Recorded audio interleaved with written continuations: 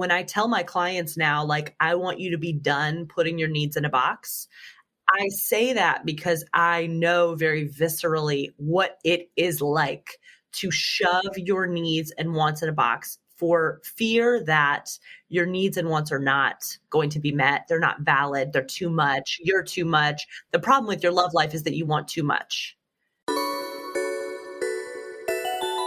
Hi, loves. I'm Dantea Mitchell-Hunter, your new fave self-worth therapist, and this is Detox Therapy. Quick note, even though I'm a fully licensed therapist, this show is not a replacement for therapy. If you find yourself needing a therapist, definitely search for one in your area.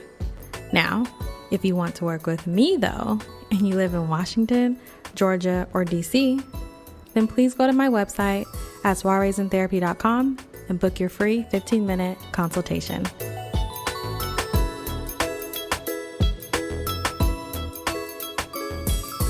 Hi, loves. Welcome back. I'm sorry. I thought you were saying hi, love, to me. Apologies. Let's go back. Mackenzie. I'm so sorry. No, it's fine. I think I want to keep it. Mackenzie, let's try to keep it. I love it. So, hello, loves and Lily. Oh, my God. So today we have another very special episode. You guys may have been able to tell by now I've been having a lot of dating coaches on because I think it's such an important thing to explore. And I think dating coaches offer a lot of information that I just am unable to explore. So I'm so happy to introduce this person. Her name is Lily Womble. And let me just tell you about her credentials. I had to write them down so I didn't forget. She has been featured in ABC News, InStyle, O Magazine, Bustle, HuffPost, and then it just said, and many more. So you know, like there's a long list. Those are the ones we're going to highlight. So I would love for you to meet Lily. Lily, please introduce yourself. Hi, Dantea. Hello. I am so glad to be here. You're the best. And I love when our worlds cross paths. So I am the founder and CEO of Date Brazen. And I got here by, I started my career in the feminist nonprofit space. So the well-being of women and girls has always been my heart and my purpose and my passion. And so when I burnt out of the nonprofit space, I was like, where do I go? What do I do? Of course, I moved to New York. Yes. As one does. Yes. And I have 50 side jobs to make things happen, rent and whatever else. And I get a side job randomly as a matchmaker. Wow. And so and I was like, this will be a funny story one day, like nothing will come of this. And so I started being a matchmaker. I started getting really good at it. In my second year, I was the third most successful matchmaker out of 160. And so, which was wild, wild. So I then started to see that my past in working in on women's well-being was deeply connected to the dating world, that dating actually was this microcosm of every hope, joy, dream, fear, insecurity, desire that we have as human beings. And so dating matters to our overall well-being. Oh my God. And so I was setting up dates. I was really good at it. I also, at the time, was in a really toxic romantic relationship. I met him on Bumble. I hadn't had much romantic success as an adult. I felt like a late bloomer. I felt so isolated in my dating life and sort of, I had been living with this narrative that I was too much, too bossy, too intense, too sensitive, too needy for so long that it had become my truth. And that truth led me to get in a relationship with somebody. Really, it was a situationship, if I'm being honest, with somebody who didn't want to be with me. Yeah. It was like I was a convenient choice and a convenient person to sleep with and a convenient, like I was fun and like a manic pixie dream girl to him. And to me, I was like in love with him. Yeah. And like, I have not experienced this as an adult. I was out of alignment, honestly, because I didn't know that I deserved more. So I would set up great dates for my clients and then first dates, and then I would accept so much less in my personal life. So I reached this breaking point where I was no longer willing to be out of alignment. I had to do something differently because I was done crying about this guy. Yeah. I was done accepting less. We were in a pseudo open relationship. It was wow. awful. Yeah. I didn't want to. Mm-hmm. He did. I said yes. Was that from the beginning? Like from the beginning, you guys were in an openness. 3 months in. Okay. Oh well. Yeah. And we were, don't tell you, we were in Paris when he told me that he couldn't be in a relationship with me unless it was open. Oh my goodness. Like the first day we're in Paris? Yeah. The first night we're in Paris. We walked to a restaurant. I'm like, I'm living my best life. Yes. I'm with this amazing person who loves me. And then he's like, I can't be with you unless you do this, you know? Oh, I'm so curious about something, but I don't know if I should even ask that question. Do it. I'm an open book. I was a little nervous to say I was an open book. Except for that page in that chapter. Am I an open book? Okay, continue to ask me anything. I'm just wondering, like, if we get to Paris, we're here, I'm with my man. Oh my gosh, I'm in Paris, city of love, right? And you drop this on me, like, let's be open. Does that then mean, like, when we go out tonight, you're going to be trying to invite people into our love life? You know what I mean? Interesting. I think I was in shock at the question. Non-monogamy was not something that I felt naturally excited by or interested in. And I felt more, and so I wasn't thinking about that question so much as I was thinking about the betrayal that I felt, like the shock that I felt, because this hadn't come up. Yeah. And I was all in on, I was in Europe with you, right? Put it all on a credit card, you know, because I want to have this experience. Wait. You put something on, what did you put on a credit card? The whole trip. Well, wait. Oh, this is going to be such a great episode. Wait a minute. Okay. All the compassion, by the way. Like, let's just preface with, like, this young woman, woman who had never, I'm talking about myself in the third person. Yes. Who had never experienced sex before this relationship. Oh, interesting. Okay. Who had never experienced being said, I love you back as an adult by a romantic partner, who had spent so many years trying to perfectionistically caregive and people please her way into every success, right?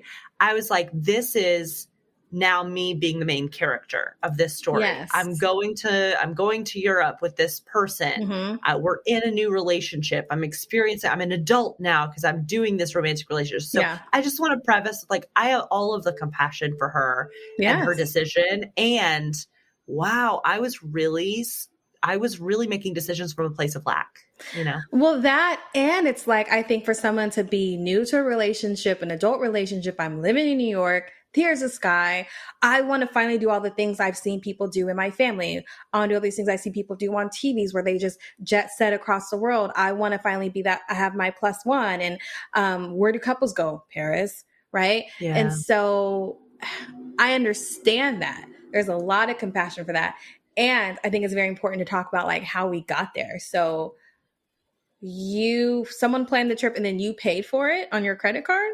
So we split it. Oh, okay. But I didn't have the cash to pay for it. I was like, again, like 5 jobs. I was a sort of new matchmaker at the time. You know, I was, so my friend had a wedding in Amsterdam. I wanted to go to her wedding. And I said to this new partner that I had, you know, for a few months, like, do you want to go to Europe with me? And his response was, I won't go to the wedding, but I'll go to Europe with you. So dang, there we are. Yes, I know. Yes. I mean, I've been there. It's a lot of rising to the occasion, right? Oh, okay. You don't want to go to the wedding. It's fine because I'm supposed to be understanding and mild and meek-mannered and all that kind of stuff. So that's fine, because then we'll go to Paris and it'll be fine.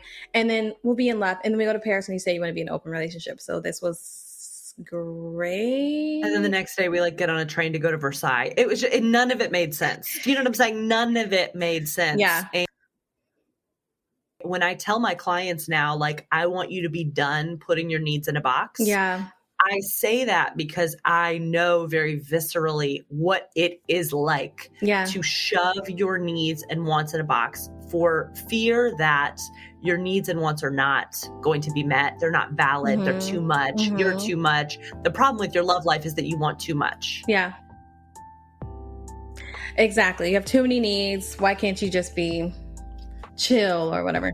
So I was playing a role that I was taught. And I think that I mourn. I mean, I do have grief. I mean, I really I still am, for those who say like, but I'm not perfectly over my ex, or I'm not like totally over that situationship. I think I stopped you and was like, I have all the compassion for her because I was afraid of the criticism. Do you know what I'm saying? And that feeling still comes up of like, oh, that feels prickly, you know? And that I want to normalize that, like, God damn it. Dating is complicated. Dating is a microcosm of every hope, joy, dream, fear, insecurity, desire that we have. And we deserve better. We deserve bigger spaces and to expand here. And I know that from personal experience. Absolutely. Absolutely. You're right. It's tough. It's tough to witness yourself making choices you may not make today, and like holding space for her and being like, girl, you were just doing your best. You were doing what you thought you had to do. Truly. I went an ex who I actually thought about a few days ago. I don't even know why, but I remember when we got together, we would literally go to Macy's so I could buy him like jeans, and not because he was asking me to buy him jeans. If I really am honest with myself, one, I just thought, if I spoil, you'll see how much I really care about you, and you'll stay or whatever, right? And the other part of that was, I'm also trying to say that I'm not okay with how you look, and if you want to be with me, you have to look a certain way. So let me buy you clothes, which me saying that even now is like, ugh, yeah, God, go to your room, like stay there, like don't come out, you know. But it's like, hey, that's who I was then. Now I can understand that, and now I can be like, that's not what we do. Like, we are not going to try to just be with someone to change them. Like, who does that? I did. And that's not okay in the past. So I understand. Well, and I mean, I would just wanted to say that I stayed in that relationship for almost a year after that conversation. And, I think that the important thing for me to note is like what it felt like. I didn't have the language at the time, but like, what does being out of alignment feel like? You talked about this on my podcast, the Date Brazen podcast, and how, you know, like a situationship is happening and you need to get out if you feel out of alignment. That was so powerful. Thank you. I think feeling out of alignment is like, could be as dramatic as crying every night, like I was, you know. It can also be as simple as like, I really want to say this, but I never feel comfortable saying it. Yeah.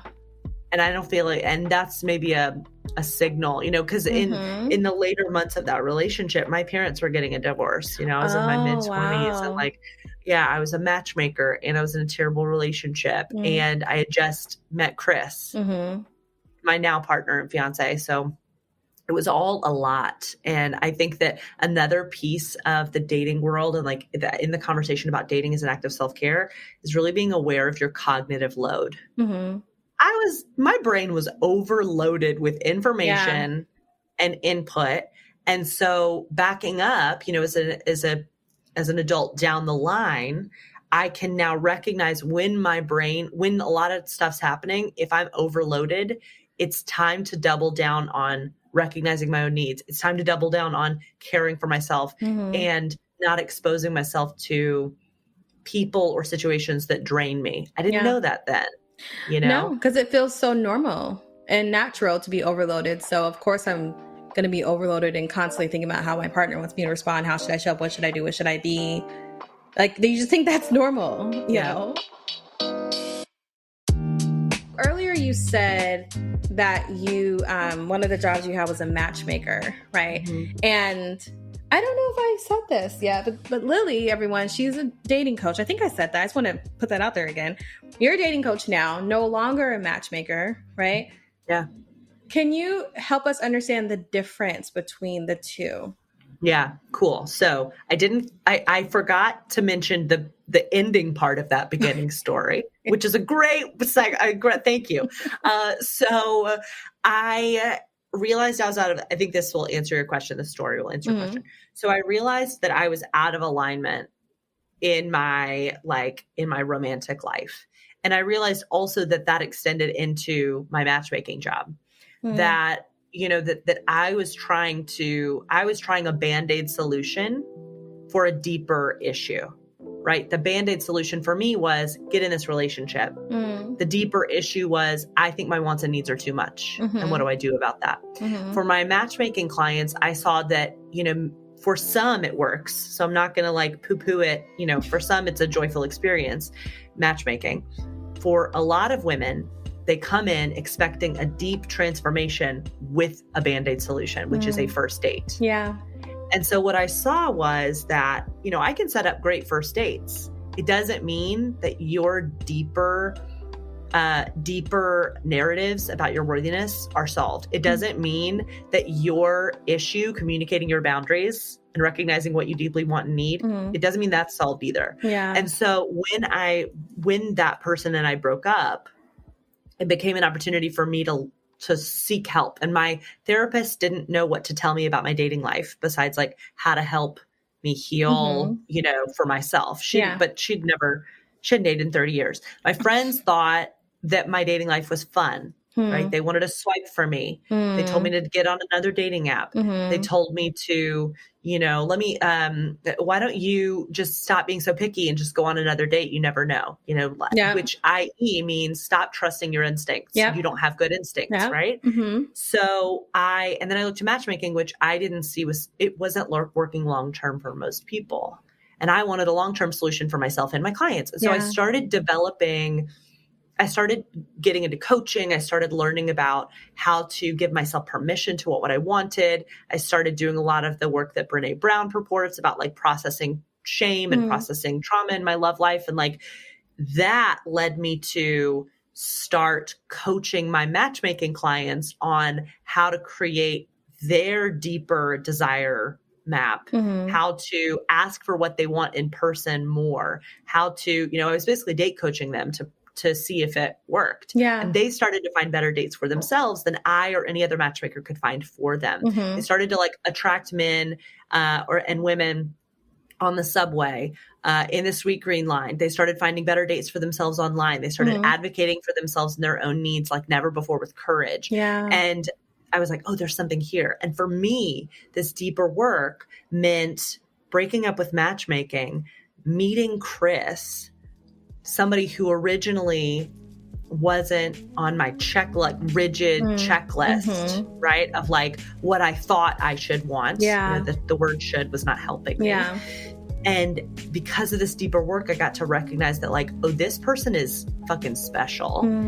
And this work is the reason that I was open to the love of my life, right? So I knew that there was something to this date coaching work. And so I broke up with matchmaking. I started building Date Brazen about 4 years ago. And ever since then, I have been able to support women to create love lives that are fully embodied with their desires, fully embodied with what they, with boundaries and courage, that are more joyful, that are more self-trust filled, that are filled with belonging ever before they even meet their partner. And that has led to them making courageous decisions like getting into amazing partnerships. And so for me as an intersectional feminist woman, learning about how to unwind the patriarchy or how to untangle the patriarchy in my own life and my own love life, my work is helping women who know that they're whole and who want a partnership build a clear path to what they desire. Yeah. Oh, sounds like I had a dream, a song to sing. It just sounds very Julie Andrews, yes, take me away. You see me, you feel me, you hear me, you understand me. I'm glad you feel that way about Julie Andrews. I hope that's What an interesting choice. I don't even think that's her song, but we're just going to keep acting like it is. Keep it pushing. Keep it rolling. Yeah, keep it rolling. There's no second takes. Like I know how you want to. I get how you want to feel from that. And I feel like you want to. Like it's like an ethereal, juicy. I didn't know this existed. You know, I feel the same about you, Dante. Oh, thank you, Lily. You heard that, everybody. You hear that? I love what you said, and I want to go a little deeper. So Let's go. I love how you're talking about like feeling whole and challenging the Mhm. patriarchy and unwinding that. Actually, I think you said that, and asking for your needs, and how matchmaking, it sounded like there was actually a lot of pressure, like everything has to happen in this first date. Yes. Kind of thing. It's very expensive. I mean, when you break down the cost per date, it's Ooh. like very expensive. Per date? Yeah, it's about $500 to $1,000 per date. Oh, wow. That you would set them up with. Yeah. I see. Oh, that's a lot of pressure And so all the around. pressure of like the money piece, a lot of women had like saved their dollars for years to do this. Now, some women, this was a drop in the bucket for them. It wasn't a big deal. But for other women, like I just felt like, you know, by the end of my journey as a matchmaker, personally, I felt like, wow, there has to be a deeper solution where this investment changes your life. It doesn't just change like what dates you go on, you know, because I firmly believe that women with the right tools can be their own expert matchmaker, that actually the feeling of I'm not good at this, I need to outsource it because quote, I have a bad picker or I'm not good at this is actually outsourcing your own agency. Yes. Now, if you have the money and you don't want to spend the time dating, then try matchmaking. Fun, great, have a blast.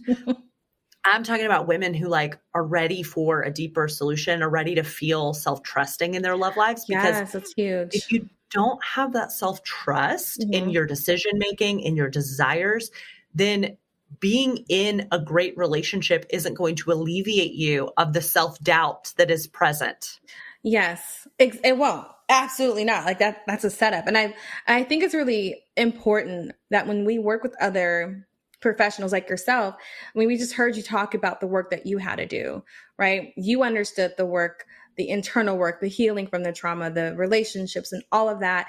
And I think that's really set you up to be a really great dating coach, and you can help women on their journey. Because if you felt like, I mean, if you were still with that guy, right, from Paris, what kind of dating coach would you be? Anyone could like fake the funk for a little bit, but then it's just like, if a woman comes to you and says, well, he says he really wants to meet his parents this weekend, but he didn't invite me because he said it wasn't a good time. We've been together for 3 years. You'd be like, well, he probably just wants to do it in his own time, versus like, what would be your response to that? Get out. That joke was like, get out right now, the end of you and me. Yeah, too late. Can't wait for you to be gone. And I know about her. Move. Want her. Why? You do all the lies you said that you would treat me right, but it was just a waste of time.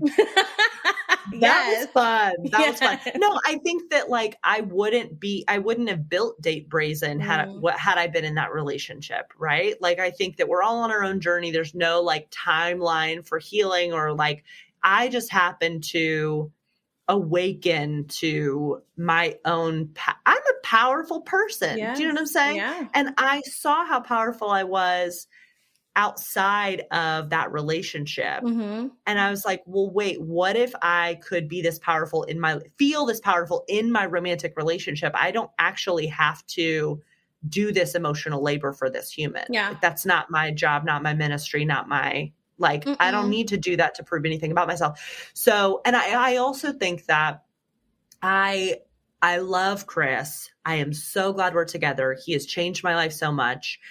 I honestly would not have built Date Brazen this quickly had it not been for Chris. He was here to support me and like help me to, you know, like help cook my meals while I burn the candle to build a business. You know what I'm saying? Like what a gift. Yeah. And also I get this question sometimes, like, do you feel pressure in your relationship because you're a dating coach?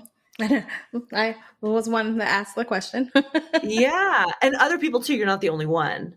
And I think I said like, I am building and have built so much trust in myself and what I need and what I want Mm-hmm. that whatever decision I make in my relationship, like if no good relationship ends Mm-hmm. and I want to be somebody who's in beautiful, healthy, growing relationships in every way. Mm-hmm. And so if this relationship ever ends, I don't think it will. And I come from divorced parents. Like I don't, who knows what happens after Yeah. 30 years, whatever. Yeah. Then I will be the most self-trusting version of myself. Brazen continues because Mm-hmm. this is about a revolution of women trusting themselves Yeah. and giving themselves permission to want what they want. Yeah. I keep getting this like voice that I'm just going to say, and we're just going to rock it out. For a lot of women, I keep hearing this term like high achieving women, which I'm learning to understand just means like go-getters and successful women, ambitious, women like that who oftentimes find themselves single or continuously off and on dating. Mm-hmm. And I'm wondering, like, as they're listening and they're hearing you talk about building Date Brazen, Mm-hmm. and having Chris there to help you cook your meals, it's like, well, dang, I don't have that. Mm-hmm. So are you saying I can't, like, should I not even try to build something that I want to work on if I don't have someone cooking my meals? Great point. I think, let me back it up. It's not so much about the meals. It's that I didn't know what I wanted was possible. I didn't know that there was a man who would want to be with me. Like truly, like I had a lot of work on believing that I was whole without a person there. Mm-hmm. I've just learned a lot and untangled a lot of assumptions that I had about men. Yeah. From seeing this human in front of me and him wanting to support me no matter what. That was the lesson that I learned and continue to learn, that like I can be supported. My needs are not too much. I get to give myself what I need first, and I get to figure out how to ask for that from my partner and other people. Mm-hmm. And that's the believing that more is possible for yourself is like I'm helping. I want to help women gather the evidence that what they want is possible, whether or not the man or the person or the partner or the woman that they want is in front of them right now. Yeah. Yeah. So that's what I meant by the like, he helped me build Date Brazen quickly because my self-concept changed when I was ready to do my own work, believe that I was worthy, and it coincided with me meeting my partner. I see. So would it be safe to say, like, because you were doing your own work of speaking your needs, not putting them in the box, practicing that with others, you got the proof, like in the evidence, like this does work and it can get me to my goals. Is that what you're saying? Yeah. It is. And the idea that like Chris, like that there is no controlling the timing. So I hear clients say all the time, but like I've done a lot of internal work. It still hasn't happened for me. Like it happened for my cousin or you, Lily, or like my friend who randomly met their person. And to them, I say, yeah, timing is a bitch. And I don't know your timing. You don't know your timing. And that is immensely frustrating. So the skill that we have to work on right now is how to manage uncertainty and care for yourself. Yeah. And still have the courage to voice what you want. Yes. Even when it's not coming in the way that you want. See it coming right now. Yeah. Yeah. Because if it was up to me, it's when I'm like running through the airport, gotta get to my flight to Toronto, and I bump into this guy and my purse goes up and he catches it like he was ex-NFL player and he goes, ma'am, is this your purse? Right? Like that's when I want it to happen. Like, that's how it's supposed to happen. And so what I hear you saying is, as you're doing the work, knowing that the timing is frustrating, and still that doesn't, we don't have to use that to keep us from continuing to ask for our needs, because we can ask for our needs between getting the order right and getting your name spelled correctly at Starbucks to putting up a boundary with a family member, Yeah, like that's right. Absolutely. And I think that another piece is that my clients are like, but, why am I doing this work if I'm not seeing the payout, if I'm not seeing the relationship? And I say to them like, well, no matter what, no matter who you work with, we can't control the timing, period. Yeah. If a dating coach or a matchmaker can say, you'll get in a relationship in the next 3 months, they don't know that. Yeah. Yeah. They're projecting this cool vision, and like you Mm-hmm. can buy into the vision and like get off on that, and that can lead to some cool results to get in that vision and that juicy Yes. energy of imagining and being like certain. Mm-hmm. Certainty is really fun. Yeah. The work that I get to do with my clients to create a dating life that is a soft place to land, that is full of tools to practice compassion for yourself, full of tools to help trust the decisions that you make, tools to own what you want and how to voice it courageously, right? Those things it's not like a recipe for an instant relationship. It's a recipe for you to live a wholehearted life in which you are the main character, in which you are the priority.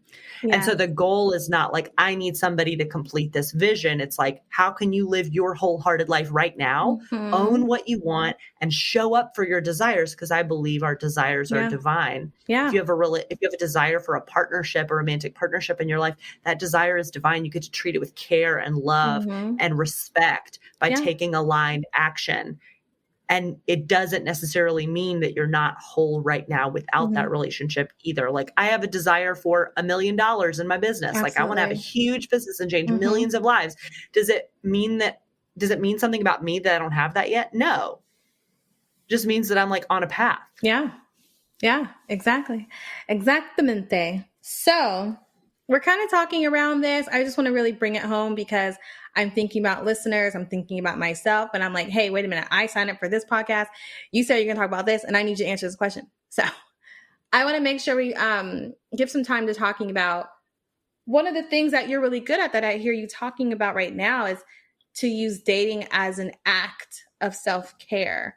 Yeah. You know, how does one do that if we're trying to be whole in who we are right now with a partner or not? Yeah. I think that there's a huge distinction to be made between self-soothing and self-care, right? And I did not come up with this distinction. I do not know who did. Do you know? No. Okay, cool. We would shout them out, and I need to do some research, obviously. I think it's, anyway, whatever. Self-soothing is, in this moment, I need care. In this moment, I need softness. In this moment, I need a bubble bath. I need a walk. I need a therapy session. I need a run. I need to care for my nervous system right now.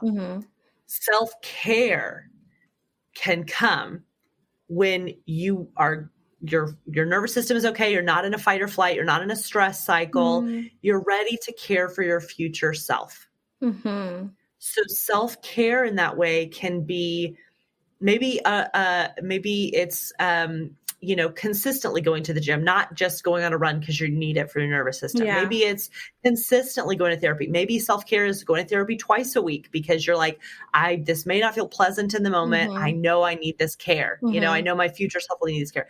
Future self-care can mean I hate my job. I hate my career. I can't leave tomorrow. So let me work with a career coach to make a plan that is aligned and let me get to know my desires, right? And what would be the right fit for me in the future, right? So in that way, dating as an act of self-care is really recognizing I have a deep desire for something. I have a deep desire for a romantic partnership, let's say. I want to build a plan of action to find it that prioritizes my wellness because traditionally in the dating space, the dating space is really patriarchal and really full of messages that tell women to trust themselves less, want less, stop being so picky. Yep. Are you sure you don't want to give them another chance? And I was told when I was 16, laugh more on your first date because boys like girls who are jovial, right? You have to put on a mask. Yikes. Yeah. A pleasing mask to be worthy of a relationship with a man that is all about what they want, nothing about, right? A hotbed for abuse and trauma and a bunch of shit we don't want. So dating is an act of self-care I see as a really radical form of rewriting your own relationship to yourself, rewriting your own relationship to your desires, knowing fully what you want and not letting it be a rigid snapshot, but like an impressionist painting. How can you like get in the energy of what you want in a romantic partnership and like give yourself permission to want exactly what you want? And then how do you set boundaries to get it? What do boundaries sound like? Boundaries are an amazing act of self-care, period. How can you learn the skill of self-compassion to soften your own anxious attachment style or soften your own, anxious response to other, like one of the practical ways that dating can be an act of self-care. We talked about this in the latest group coaching that I led with my group, The Brazen Breakthrough, is how can you not let a number of matches or a number of messages mean anything about you or your dating life? Yeah. That's like real. That is dating as an act of self-care. Yeah. I love that. I love the difference between self-soothing and self-care. Definitely, we would shout out, thank you, person, whoever created that, to create that distinction.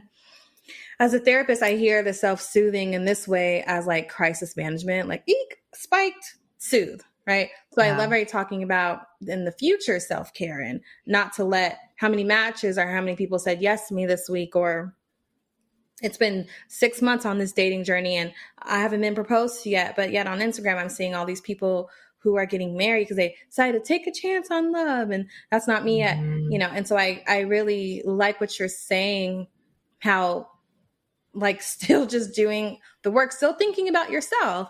What's going to work well for me? So if I know I need an outlet to practice speaking my needs or to practice, a lot of times us as women, especially women of color, we do not really think about creating the space for someone to pour into us. And so, if that means therapy every week to set you up for your future self, to make sure you are soothed and cared for and safe and everything like that, I think that's important to note.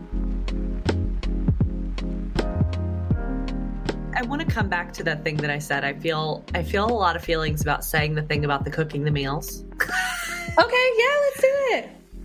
That like there is a privilege in being with a partner. And that like I hear the exhaustion that so many single women who are like leading their lives, who are making all the things happen, who are going to the grocery store, who are doing doing their huge job, having the ambitions, taking care of their dog, like single moms taking care of their kids, without a supportive partner, that like there is let's just name that so many women long for partnership to be supported in this life. In all the ways, right? And so I don't want to diminish those feelings, however you feel about being single and not being supported in the way that you desire to be supported, like feel your feelings. And that's like another piece of self-care, is learning how to process your emotions and not judge them, and I know that's what you do so beautifully with your clients. Thank you. And so I think that another piece of what is so important about building a dating life that feels like an act of self-care is being in belonging with other women who know what you're going through and who have your back. Yep. And who are committed to doing the work together and moving forward together. That's why I only do like group coaching. I love that. And that's also why I only work with clients who go to therapy. Oh, that's really great. Can you say more about that? Yeah, I mean, dating again, like is a microcosm of everything. So stuff's going to come up, trauma's going to come up. I am not qualified to help you process the source of your trauma. Yeah. You are qualified to help people process the source of their trauma. And so dating and date coaching and therapy go beautifully together, because the work on your dating life can't be as deep or as impactful if you're not doing the work with a therapist to untangle systems of I don't even know how to systems of trauma and experiences of rejection and for all sorts of stuff. So I think all sorts of things are wrapped up in therapy and dating. And I think that I want to know that my clients are fully supporting themselves and that they are fully supported by me and a therapist as we do this work. Absolutely. I love that. And just to pull that apart, dating and then act of self-care is two separate things. Act of self-care, to have a community, to have a tribe, or whatever we ever want to call that, by being in your dating program, you have these other women on the same path, the same journey, and be able to go to a space and be held like, oh, example, oh, this guy I met, I really thought was going to hit off. And now, he said he is not interested or whatever it is. Be able to fall into that community and have them support you. And knowing that this is a community that I can consistently depend on to support me is an act of like safety and trust. All that is being built. And so I think that's lovely. I remember when we first connected, you said I only do it in group programs. And at first I was like, but what about privacy? Then I was like, wait, no, that's part of the problem, right? Like we live in these isolated moments. It only happens to me. It's my fault. I'm too much. I'm not enough. And then you sit with that. And however, if you go to a group program, you meet these other women who feel the exact same way. It's like, oh, I'm not alone in this. And, oh, we can change this like fucked up mindset together. Yep. I think the group is super magical. Like I was doing one-on-one coaching before group as my only form of coaching. And exactly what you're saying. Every session was like, am I normal? Is this okay? And I was like, I can't reveal to you the names of the 50 other women in the last year who have told me the exact same thing. I just want you to know you're not alone. You're not alone. And then I was like, wait a second. How to show people they're not alone by getting them in community and not alone in their growth either, that people are recognizing each other's growth and growth looks like a lot of different things. It looks like saying no to a date that you previously would have said yes to. It looks like because it's not aligned. It looks like setting a boundary and blessing and releasing somebody more easily without any mind drama. Whereas before you might have obsessed about, did I make the right decision? Did I just say no to the best relationship of my life? Who knows, right? It looks like, asking really deep questions before you ever meet somebody to know whether or not they're worthy of your heart time. And then having people celebrate you going on a date that is aligned. Right? I feel lifted. I'm not going to sing again. I feel a song coming up. Okay. I know I can keep you on here all day long. Since I respect your time, I am just going to start to end this with, I know people are probably like, oh my gosh, how do I work with Lily? How do I get in? Who are you? More. So can you please tell everyone some of the ways that people can work with you? Absolutely. So I have this program called the Brazen Breakthrough. And Dante, it's my favorite thing in the world, and it changes people's whole lives. And this experience is in community. You're going to illuminate your deeper essence-based preferences. You're going to build a strategy based on deeper reflective information. You're going to rewrite old neural pathways that don't support your worthiness into how do you practice beliefs about yourself that support what you want and support the life you want to live. Then we reignite your love life with a strategy built for you and your brain, because your brain is unique and she deserves a clear path forward on your terms. Then you're going to start to date with the community. You're going to reignite your love life. You're going to say things like, I can't believe how easily I blessed and released that person. I can't believe how fun this is. I can't believe how easily I took care of myself. I can't believe how easily I set that boundary. And then in month 4, you start to build that intuition and self-trust in your love life by checking in every step of the way. I have a date feedback system that people use, and they start to go on the best dates of their life. They start to say the best no's of their life. They start to say the best yeses of their life. That framework leads to courageous decision-making across the board. And the bonus is the best relationship of your life, that I get to hear those stories every single day. And the guaranteed success for every single person is that you are now the main character. You know how to confidently show up for what you want, what you need. You know exactly how to ask for it and how to find it in the real world, both online and off. And that is the Brazen Breakthrough. And it's weekly group coaching. The next time we open will be July 2022. And so, if people are interested in joining us in the Brazen Breakthrough, you can go to datebrazen.com and sign up for the wait list. And if you're like, no, I want to get stuff before then, I want to hear stuff, I have the Date Brazen podcast with all sorts of free advice that's very hot takes forward. Dantea you have a great episode. Thank you. In the podcast that I love so much. And I'm on Instagram at Date Brazen. Yay. Thank you so much, Lily. I got jazzed up and excited just hearing you talk about your program. Every time I hear about it, I get more and more excited. I think it's great. Everyone, please go follow Lily. Check her out. You will not be disappointed. I just love everything that you're doing, and especially because you've done your own work to help these women in very vulnerable places. You know, I think that's important. So thank you again for being on the show. I'm sure I'll have you back at some point. Thank you so much, Lily. Thank you. Bye, everyone. Thank you, loves, for listening to this week's episode. If you're enjoying the show, it'd be really great if you could please rate and review. Don't forget to follow us on Instagram at Soirees in Therapy. To learn more about the services I offer, visit soireesintherapy.com. If you've got a question you'd like me to answer, please send your question to Dantea@soireesintherapy.com. The answer might just become an episode.